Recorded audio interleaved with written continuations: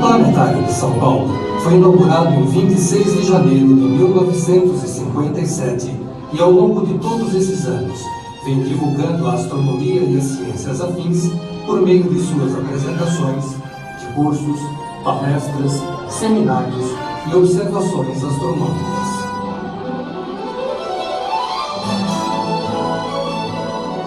Na realidade, o planetário é a máquina que se encontra instalada no centro da sala, um projetor construído na Alemanha que permite a visualização do céu de qualquer parte da Terra, em qualquer época do tempo, bem como que a simulação de viagens espaciais.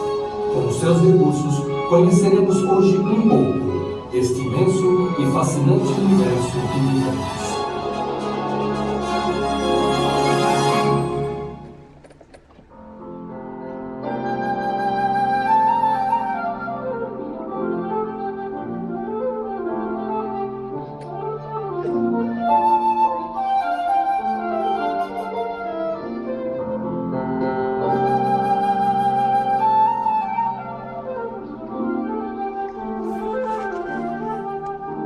O deslocamento do Sol no dia de hoje pelo céu da cidade marca o início de mais uma apresentação do planetário. Com seu movimento bastante acelerado, o Sol vai descrevendo uma longa trajetória, marcando mais um dia de verão no hemisfério sul da Terra. À medida que o tempo passa, ele se aproxima do horizonte do oeste. Entardece em São Paulo.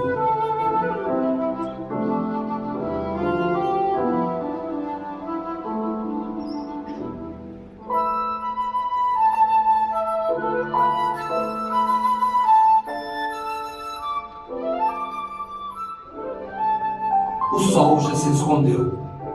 Mesmo estando abaixo de nosso horizonte, continua iluminando as mais altas camadas da atmosfera da Terra. Por isso, a noite não cai repentinamente sobre nós. Com o lento escurecer, os primeiros astros noturnos começam a surgir. Inicialmente, serão os mais brilhantes.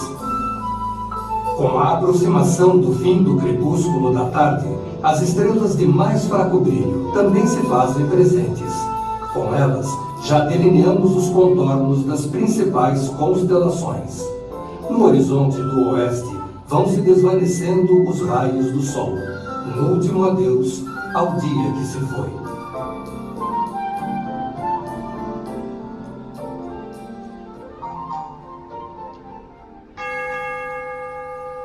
Finalmente anoitece em São Paulo.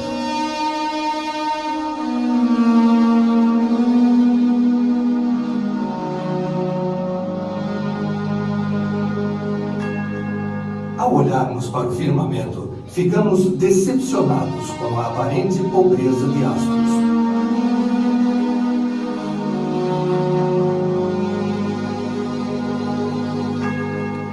Não só o céu de São Paulo é assim, mas o firmamento de toda a grande cidade do mundo. Particularmente aqui, o céu se apresenta com poucos astros devido à presença de 3 fatores altamente prejudiciais à observação de estrelas: as nuvens, a iluminação urbana e a poluição atmosférica. São Paulo recebe em todos os fins de tarde uma grande quantidade de nuvens provenientes da Serra do Mar e das demais regiões montanhosas que circundam a cidade. Se não bastasse a presença deste fator de ordem natural, há mais 2 introduzidos pelo progresso do homem.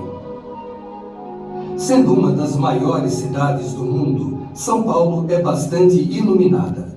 As luzes urbanas, difundidas pela nossa atmosfera, conferem ao horizonte esta tonalidade azulada, impedindo assim a observação das estrelas, principalmente daquelas de mais fraco brilho.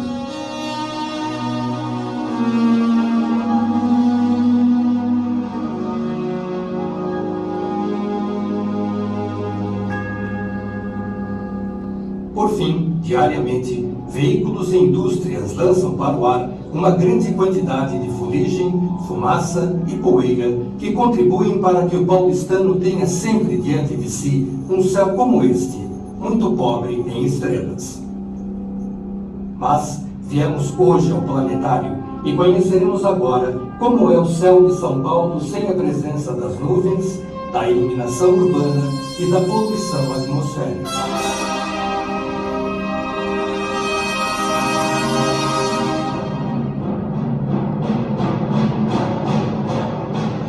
Para isso, convidamos a todos para que olhem na direção do alto do céu.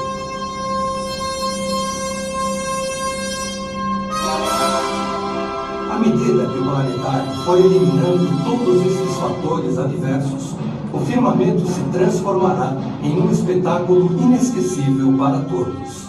Milhares e milhares de astros brilhando em um céu verdadeiramente todo estrelado.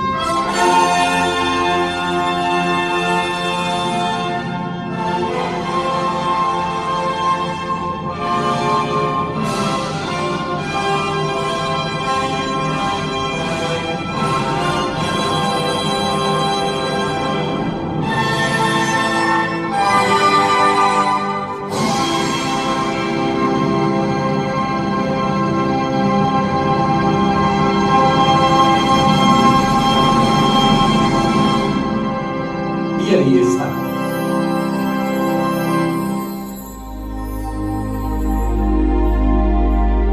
Este é o céu que poderíamos ver hoje à noite, se fosse possível de fato eliminar a poluição, a iluminação e as nuvens.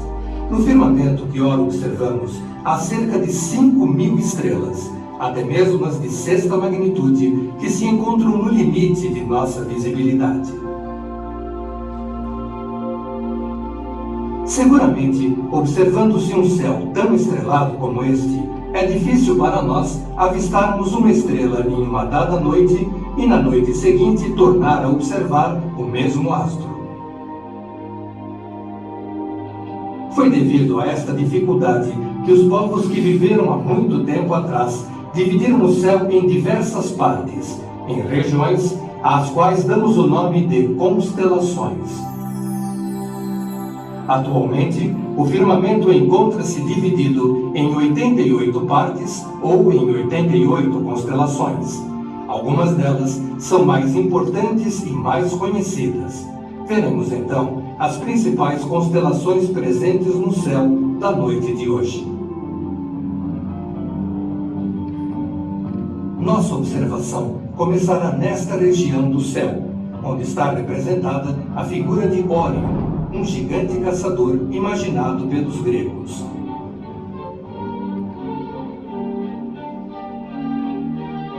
Em sua parte principal, Órion é formado por 7 estrelas bem brilhantes. 4 delas desenham a figura de um trapézio. Betelgeuse e Bellatrix representam os ombros do gigante, enquanto que Rigel e Saiph os seus joelhos. No interior do trapézio, esta sequência compõe a bainha da espada de Órion. Estas estrelas são as famosas Três Marias. Mesmo com a descrição feita, muitos talvez não tenham conseguido ver ali a figura de um gigante caçador. Entretanto, se olharmos com atenção para aquela parte do céu e forçarmos a imaginação, com uma pequena ajuda do planetário, veremos a mesma figura criada pelos gregos, há mais de 40 séculos atrás.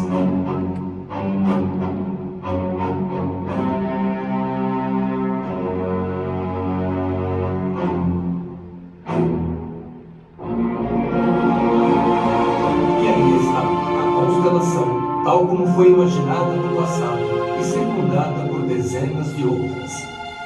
Notamos que, de fato, os povos antigos possuíam uma fértil imaginação, já que, sem dúvida, para qualquer um de nós, seria muito difícil desenhar com as estrelas figuras tão complicadas como essas.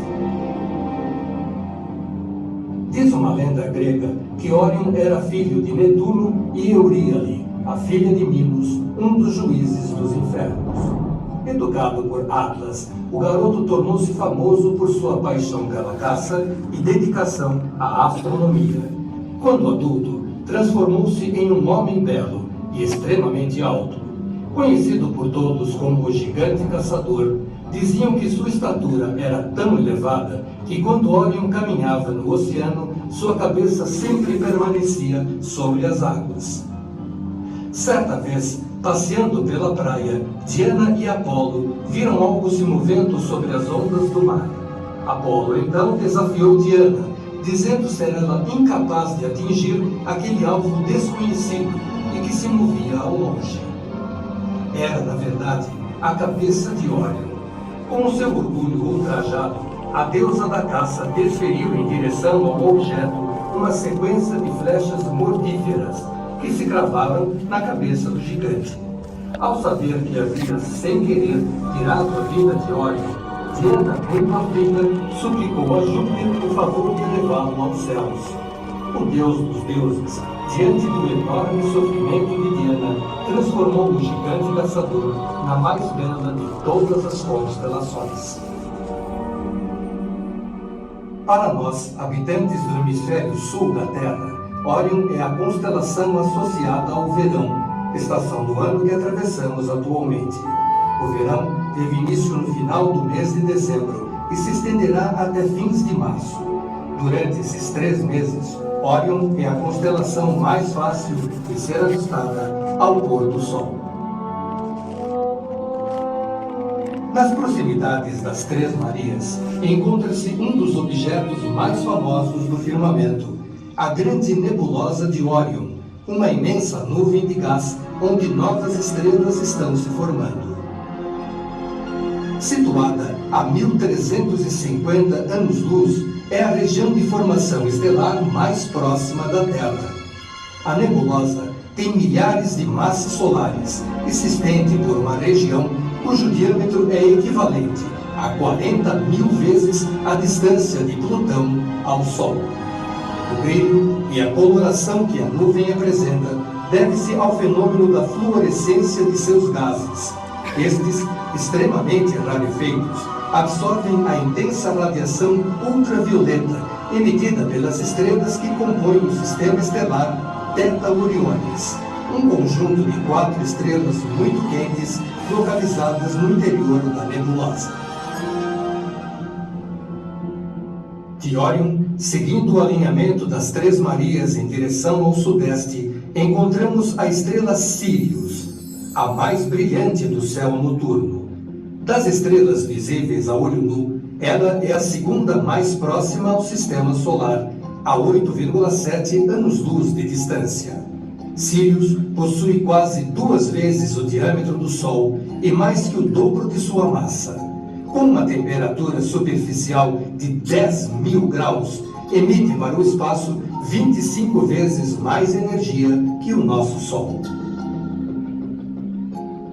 Em 1834, o astrônomo e matemático Friedrich Bessel iniciou o estudo de seu movimento e previu que Sirius não era uma estrela única como o Sol, mas possuía uma companheira que girava ao seu redor num período de 50 anos. Em 1862, a pequena companheira foi observada pela primeira vez ao telescópio. O estudo detalhado de Sirius B, como passou a ser chamada, culminou com a descoberta de um novo tipo de estrelas, as anãs brancas, astros com tamanhos e luminosidades muito menores que os do Sol, mas com densidades e temperaturas superficiais muito elevadas.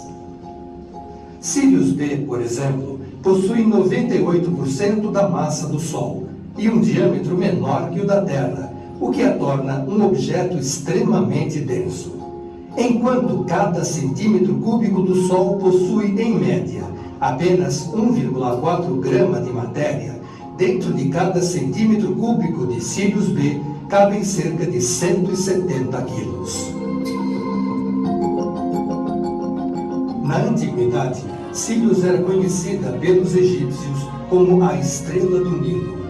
Anualmente, seu nascer ilíaco, momento em que era avistada surgindo a leste pouco antes do Sol, prenunciava as cheias do famoso rio, fundamentais para a agricultura egípcia. Para os gregos, ela representava o coração de Canis Maior, um dos cães de caça do gigante Órion. O cão maior era imaginado pelos antigos da seguinte forma: a partir de Sírios, esta sequência de astros desenha o seu corpo e sua cauda. Nesta posição, vemos uma pata traseira e nesta outra, uma pata dianteira. A sudeste de Sírios, este pequeno triângulo de estrelas representa sua cabeça. Diz a lenda que quando Órion foi conduzido aos céus, Júpiter elevou com ele seus 2 cães, fiéis companheiros de caçadas e aventuras. Assim, figuram no céu tanto Canis Maior como Canis Minor, uma pequena constelação onde brilha a estrela Próxima.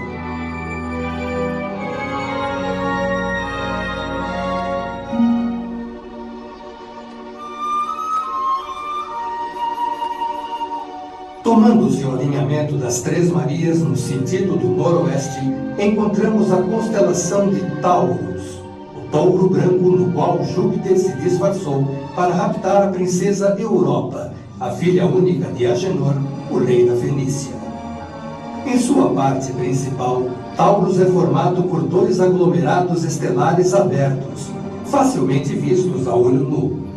O das Íades, que simboliza a cabeça do animal, e o das Pleiades, que representa o seu dorso. No interior do Brasil, os 2 grupos são conhecidos como a galinha e os 7 pintinhos. Os gregos antigos contavam que as Íades eram filhas de Atlas e Etra e possuíam um irmão chamado Ias, muito amado por elas. Certa vez, quando passeava pela floresta, Ias foi atacado e estraçalhado por uma leoa.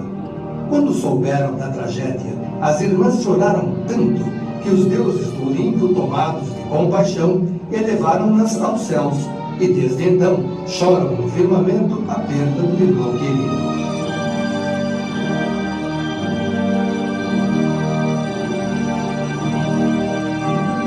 O aglomerado das Íades possui a forma de uma letra V, meio de cabeça para baixo, e possui 7 estrelas visíveis a olho nu. Entretanto, por meio de um pequeno telescópio, pode-se observar mais de 100 delas, todas ligadas entre si pela força gravitacional. Situado a 130 anos-luz da Terra, é um dos aglomerados mais próximos de nós.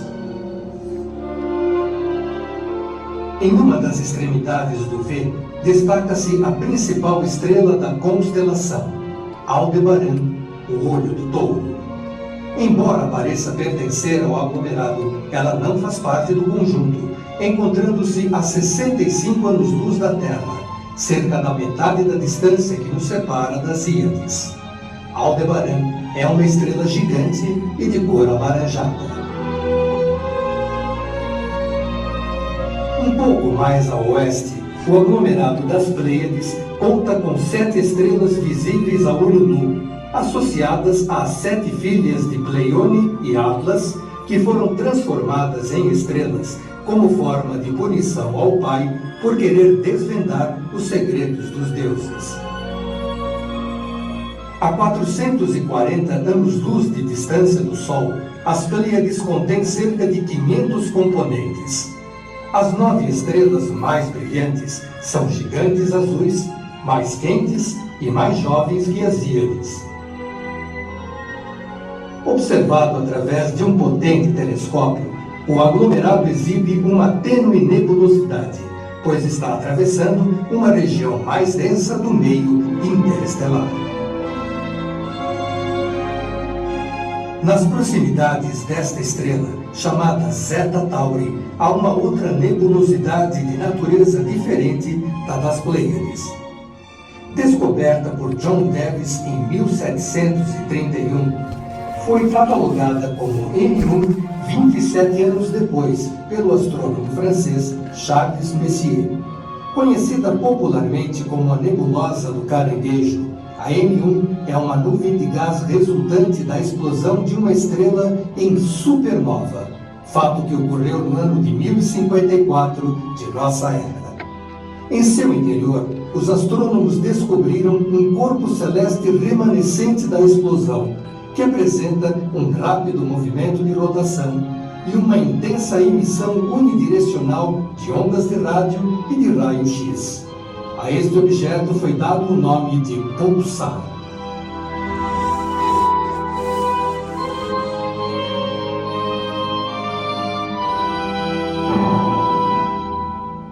E assim, tivemos a oportunidade de conhecer as principais estrelas e constelações vistas no início da noite de hoje na cidade de São Paulo. Mas, além de estrelas, o céu nos reserva ainda um espetáculo que se renova de noite para noite: os astros do Sistema Solar. Ao longo de toda uma noite, alguns companheiros da Terra podem ser vistos. Eventualmente, a Lua, exibindo uma de suas diversas fases. Quando a Lua é observada ao anoitecer, encontra-se na fase de crescente. Mas como ela realiza um movimento em torno da Terra chamado revolução, noite após noite vai alterando sua posição em relação às estrelas. Muitas vezes só a vemos nas altas horas da noite ou então de madrugada, situação em que exibe a fase de minguante. Além da Lua, podemos ver a olho nu 5 planetas, que por serem também astros móveis, às vezes são vistos no início da noite, outras vezes durante a madrugada.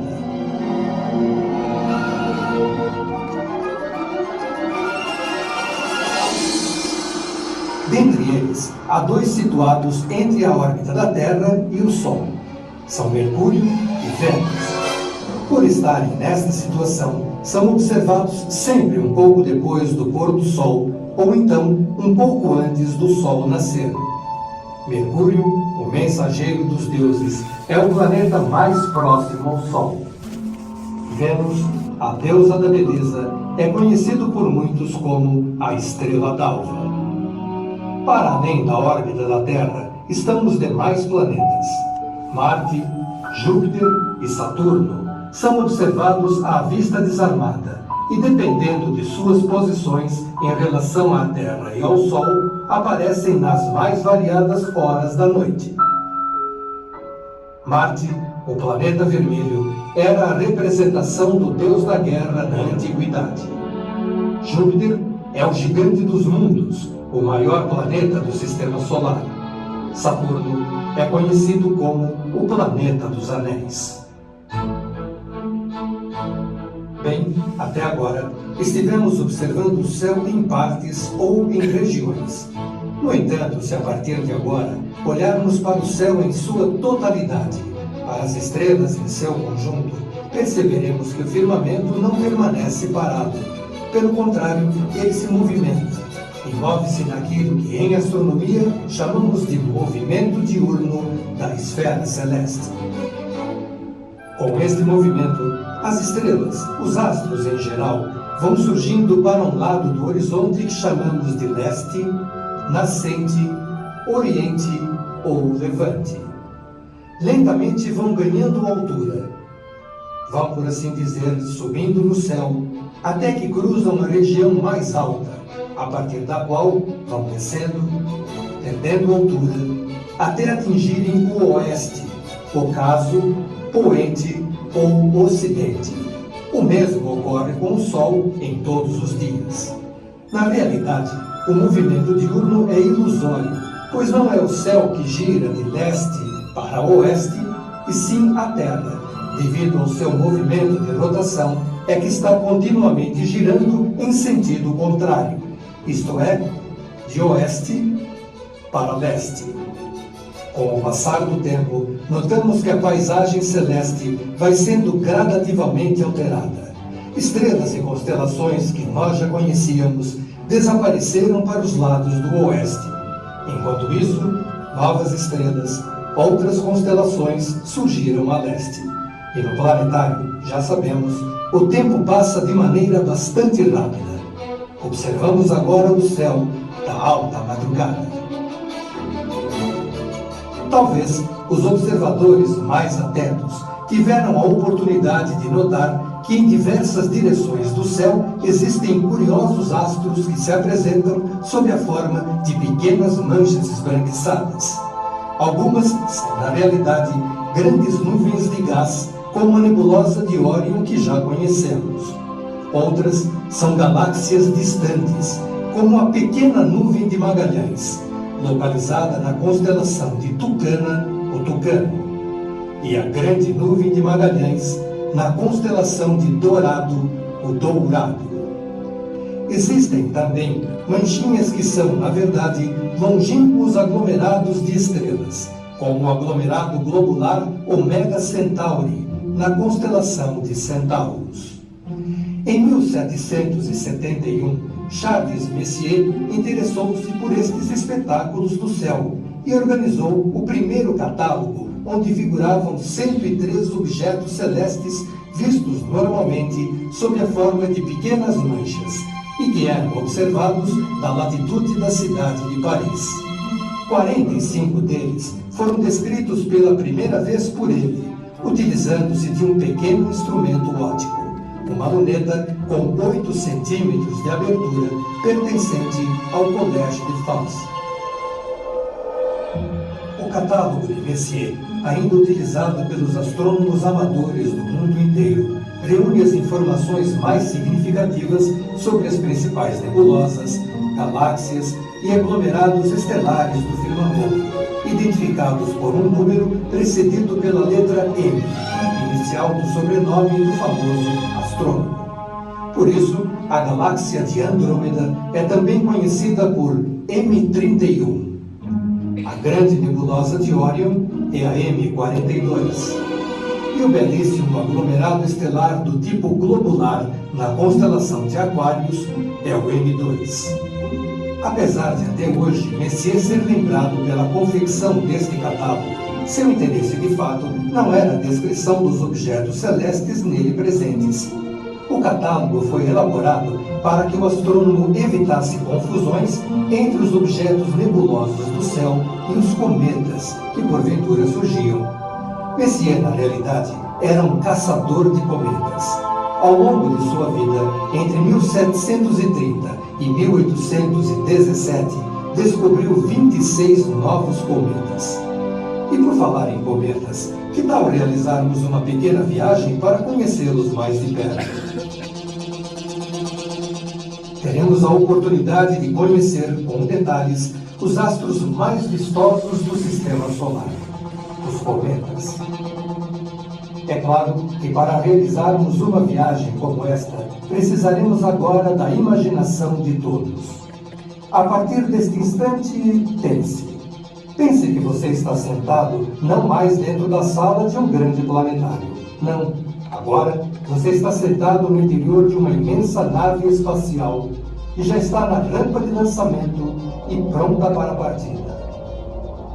Recomendamos então a todos que preparem-se, segurem-se bem em suas poltronas. A torre de comando informa que a contagem regressiva já está nos 5, 4, 3, 2, 1, partindo.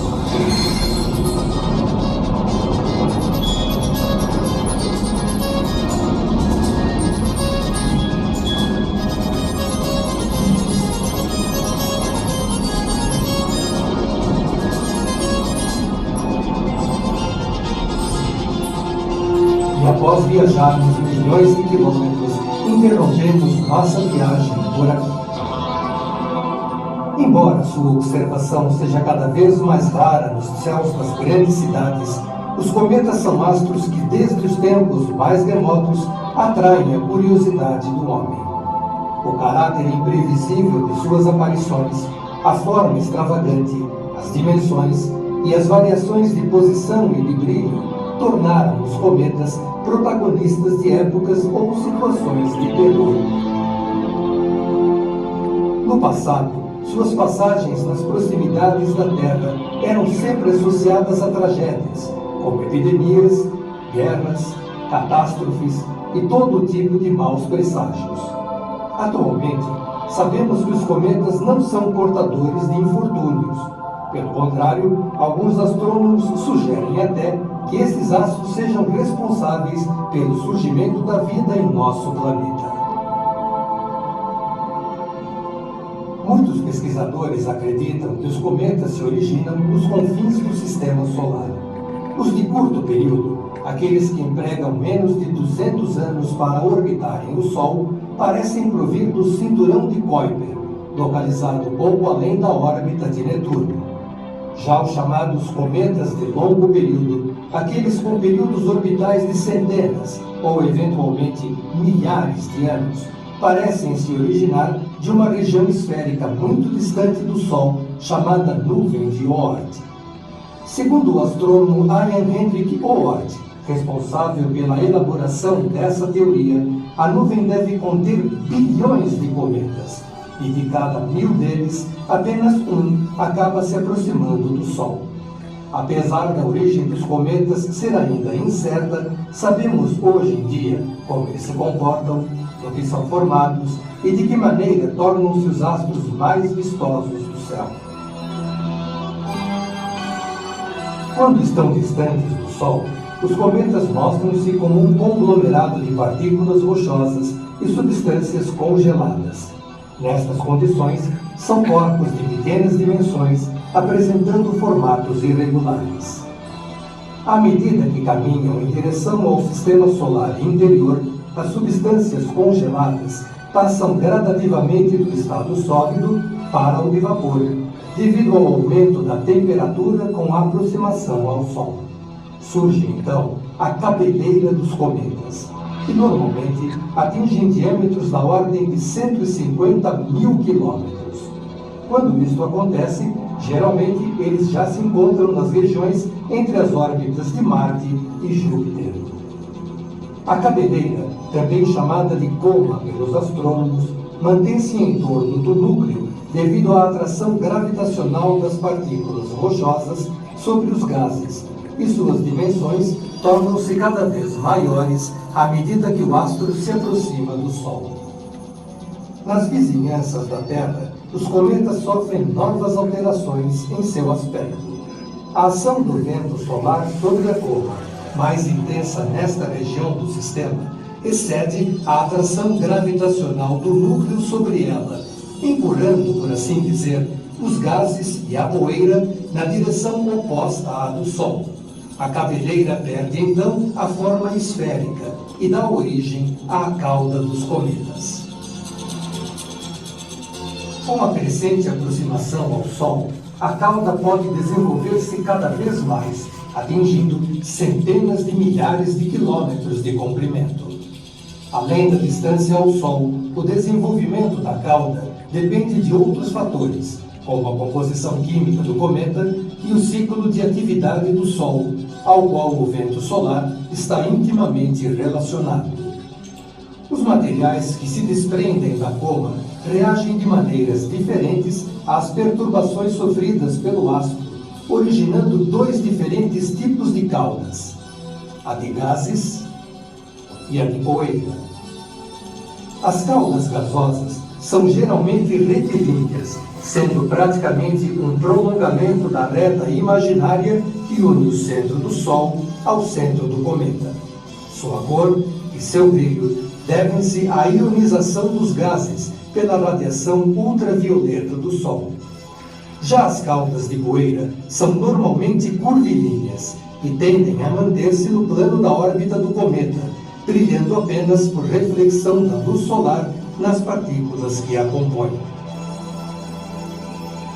Após atingirem a menor distância em relação ao Sol, geralmente de alguns milhões de quilômetros, os cometas iniciam suas jornadas em direção aos confins do sistema solar. Alguns retornarão no futuro, outros, porém, jamais se aproximarão da Terra novamente. Nessa parte da viagem, suas caudas, aos poucos, vão desaparecendo. Parte dos gases acaba se dispersando no espaço interplanetário e as partículas de poeira permanecem espalhadas ao longo das órbitas cometárias, formando verdadeiros cinturões de matéria. Estas partículas são chamadas pelos astrônomos de meteoroides e, periodicamente, são capturadas pela atração gravitacional da Terra, causando as belíssimas chuvas de meteoros. Os meteoros, também conhecidos popularmente como estrelas cadentes, são fenômenos atmosféricos luminosos provocados